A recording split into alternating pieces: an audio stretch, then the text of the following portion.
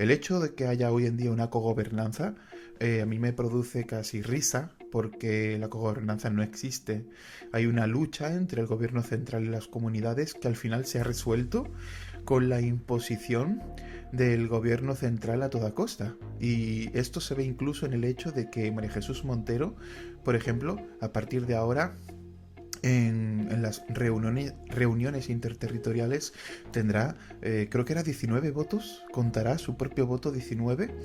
Claro, tenemos 19 circunscripciones territoriales contando con Melilla y con Ceuta.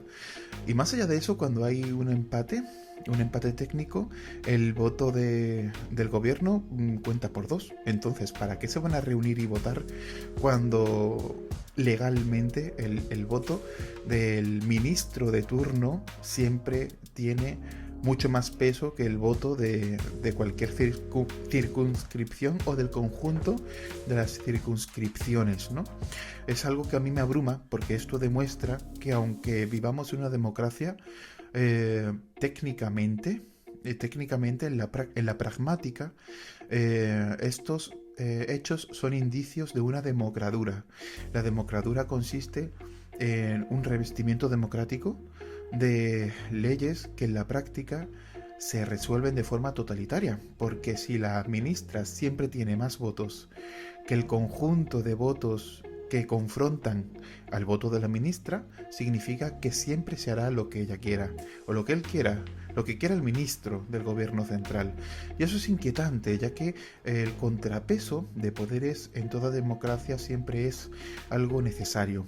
Estamos viendo que en el tribunal, por ejemplo, del Poder Judicial, también está sucediendo esto y se está intentando implementar un mayor control del Poder Judicial por parte del Ejecutivo. Y eso no solamente va en detrimento del valor de la democracia, sino que también es ilegítimo, ya que la separación de poderes, si bien no se produce de forma prístina y completa, sí debería ser una estrella polar a la cual todos remar y todos caminar y navegar, porque la separación de poderes crea una fuerte democracia y siempre va en beneficio de los ciudadanos.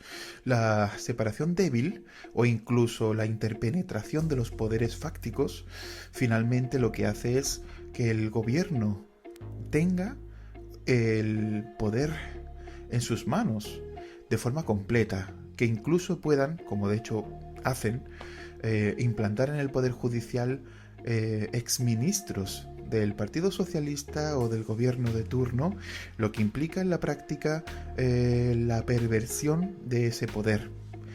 Claro, una ministra que tiene el carnet de un partido que se convierte en la fiscal del Poder Judicial, pues está todo dicho, y hay un claro sesgo ideológico y en la práctica se produce un sesgo también. Cabe decir que sería loable que en España el poder tanto ejecutivo como legislativo estuviesen separados, cosa que no se produce y bueno, tampoco está del todo mal que no se produzca, pero sería interesante que de verdad estuviesen, digamos, totalmente separados. El hecho de que no estén totalmente separados no es que sea totalmente negativo, puede ser positivo en algunas cosas, pueden ser negativas en otras. El problema no es tanto la ley sino la política. El hecho de que todos los políticos en general tienden a abusar del poder que tienen legítima y legalmente y en ese sentido tienden a pervertir la interpenetración de poderes que existe entre el legislativo y el ejecutivo, lo que a la práctica se traduce en el hecho siguiente. El propio Partido Socialista y Podemos votan en contra de un comité de investigación al gobierno. Y claro, es que el gobierno es Podemos y Partido Socialista.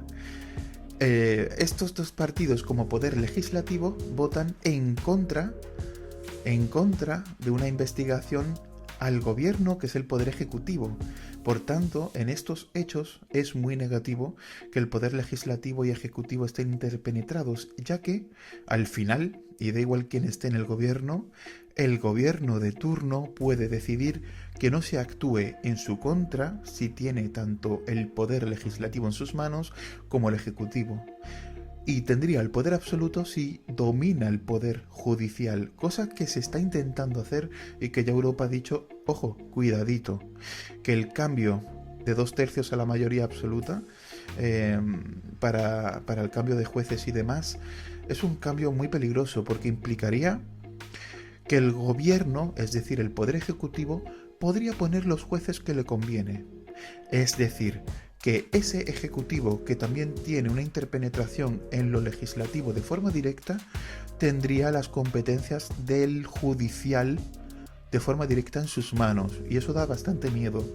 Y da mucho miedo no solamente porque sea un gobierno u otro, sino porque el día que esté el gobierno contrario al cual está ahora, esa mitad que ha hecho esos cambios hoy en España para que el gobierno de su color tenga más poder que nunca, se tirarán a la calle para luchar contra el gobierno que sí estará en ese momento, diciendo que hay un abuso de poder.